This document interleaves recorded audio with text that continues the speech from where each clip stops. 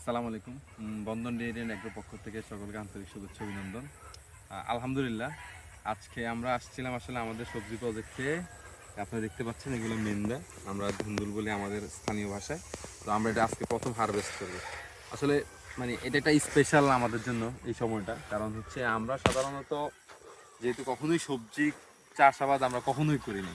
হয়তো আমাদের বাসায় হয়তো মায়েরা হয়তো টুকটাক সবজি চাষ করতো অথবা আঙিনায় লাগাতো, সেটা ভিন্ন বিষয়। তবে এইভাবে আসলে একেবারে চাষ পদ্ধতি অনুসরণ করে আসলে আমরা কখনোই করা হয়নি। তো এবার আমরা পরীক্ষামূলক যেই চাষাবাদ অল্প কিছু সবজি চাষ করছি, তার মধ্যে এটাও একটা। আমরা এই একটা স্তূপ মাত্র একটা মোড়া, যেটাকে আমরা বলি, এখানে দুইটা এই মেন্দার চারা লাগাইছি।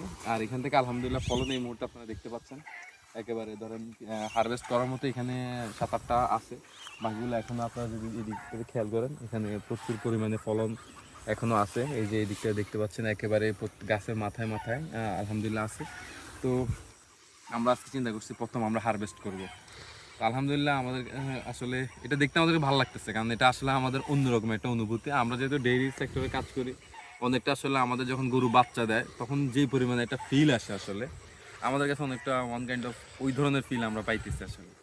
তো সকলে আমাদের জন্য দোয়া করবেন, আমরা যাতে সাকসেসফুলি যাতে আসলে এই প্রজেক্টটা করতে পারি। এবং তো আমরা যদি এইবার যদি আলহামদুলিল্লাহ যদি ভালোভাবে আসলে এই প্রজেক্টের কাজটা করতে পারি, বিসমিল্লাহ, তাহলে আমরা ইনশাল্লাহ চেষ্টা করব ভবিষ্যতে আমরা আসলে আরও কিছু জমিনে একেবারে বাণিজ্যিক আকারে যদি আমরা কিছু সবজি চাষ করতে পারি। যদি কারণ আমরা আসলে অনেকে জানি আসলে এটা আসলে খুবই লাভবান একটা প্রজেক্ট। আমরা হয়তো একেবারেই চাষ পদ্ধতিগুলো অনুসরণ করতে পারি না বলে হয়তো আমরা লাভ করতে পারি না। তো আমরা এবার পরীক্ষামূলকভাবে যদি আমরা দেখি যে এটা হয়, তাহলে ইনশাল্লাহ আমরা চেষ্টা করব ভবিষ্যতে আমরা এটা বাণিজ্যিক আকারে করানোর জন্য।